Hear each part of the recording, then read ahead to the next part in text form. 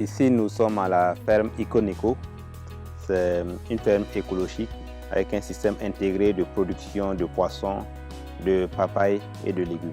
Donc, l'eau est d'abord utilisée pour l'élevage du poisson et après évacuation de l'eau des bassins piscicoles, l'eau est utilisée soit pour l'arrosage des papayes ou des légumes. La ferme a été installée depuis mai 2018, bien sûr d'abord par la réalisation du fourrage. Ensuite, nous avons commencé la production des légumes. En novembre 2019, nous avons commencé la production des poissons. La première motivation pour l'installation d'une telle ferme, c'est d'abord parce que ça me passionne de produits. Comme un penseur l'avait dit, il faudrait que nous arrivions à passer d'une communauté de consommation vers une communauté de production. Et moi, j'ai toujours voulu faire de la production. Mais le fait que cette ferme-là soit en centre-ville, ça permet aussi de montrer à un certain nombre de jeunes, mais aussi à des adultes, qu'il est possible de produire de façon écologique et d'être rentable. Là, nous sommes sur une ferme de 9000 m², mais la surface actuellement en cours d'exploitation est seulement de 6300 m². Et avec 6300 m², s'il y a assez d'eau, on peut produire 200 kg de poissons par mois pendant les 12 mois.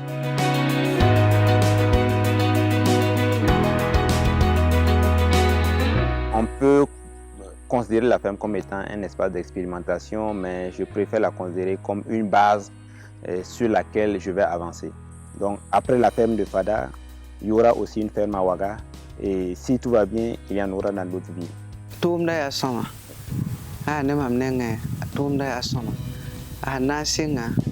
Asingam nangu fora man forage wayelma te irat mana jardin zigungo tameta yebe wilgo chem dama eb san sakke tabola chem dama fa ta chem dama et bam ya d'accord ta amane.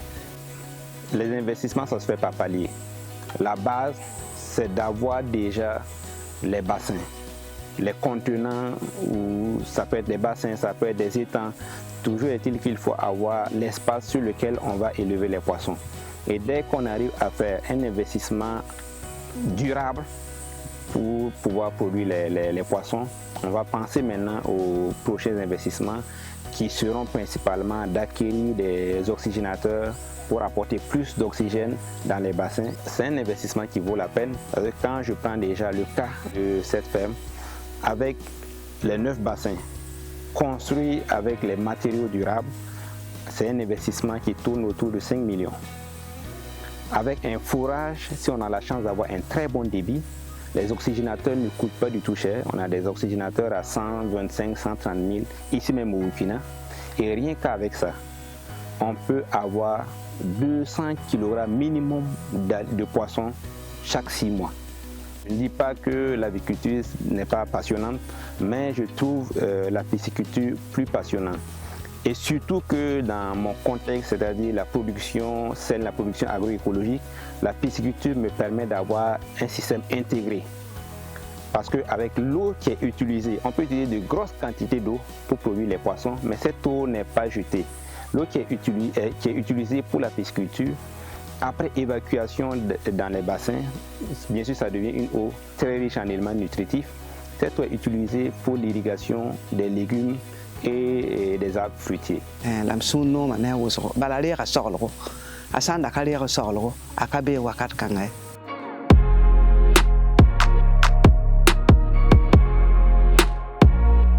À l'OCADES ici, je suis responsable suivi évaluation et en même temps je suis chargé de projet pour certaines thématiques. Nous sommes dans des contextes où quand vous employez une personne, il faut être sûr que vous ne pouvez pas le mobiliser à 100%.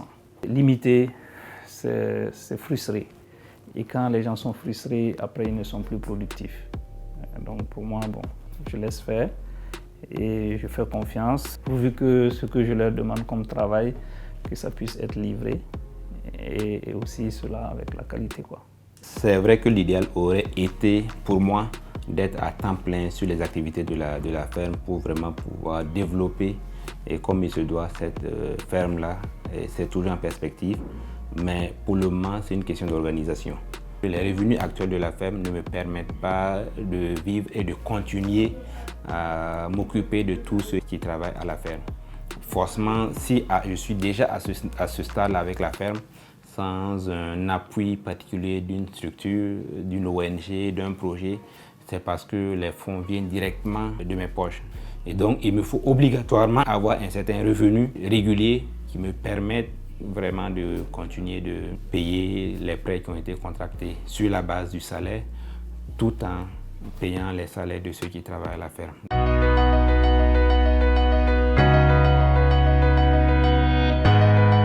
Nous sommes au niveau de la production des poissons, au niveau d'abord de la production d'alevins, mais aussi du grossissement. Voilà. Mais actuellement, nous avons réduit notre production à cause du faible rendement du fourrage. On a d'abord pensé à un problème de pompe.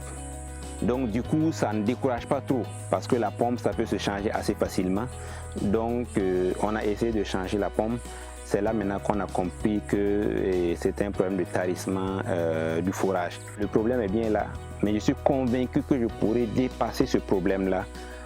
Je suis tombé peut-être, mais j'ai la capacité de me relever et je crois toujours en moi et c'est la seule chose qui me permet de continuer. Si je dois partir du jour au lendemain, je serai content de ce que j'ai déjà fait parce que rien qu'avec ces petits investissements, je donne de l'espoir à beaucoup de jeunes.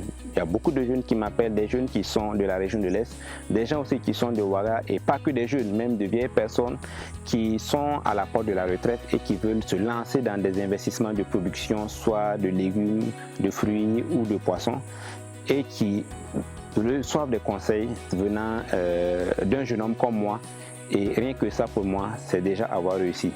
Mais pour moi la définition de la réussite c'est arriver à faire quelque chose qu'on aime, arriver à avoir de la joie avec ce que l'on fait tous les jours et arriver à partager ça avec le plus de personnes possible.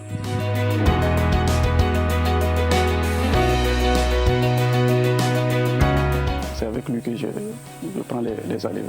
Je fais une formation en ligne, pisciculture. Donc j'en ai parlé, je disais j'avais des problèmes pour faire venir des alevins de Ouaga.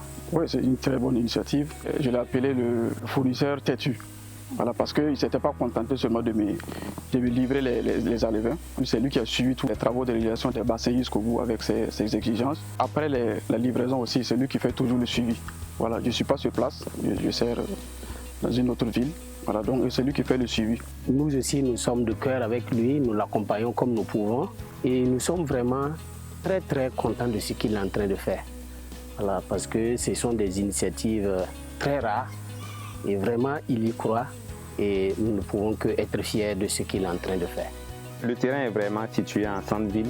J'aurais pu parceller, vendre et me faire beaucoup d'argent, mais je ne pense pas que c'est ainsi que je pourrais impacter ma communauté. Je pense que tous voulons impacter notre communauté, tous voulons être un exemple pour d'autres jeunes, tous voulons voir demain des gens derrière qui nous prennent comme exemple pour pouvoir avancer, pour pouvoir faire quelque chose de grand. Parce que moi, je prends aussi comme exemple des gens qui ont fait des choses, qui ont réussi dans leur vie. Et c'est grâce à ces exemples-là que j'arrive à avancer. Et j'aimerais aussi être un exemple où, s'il peut être une lumière pour ma communauté.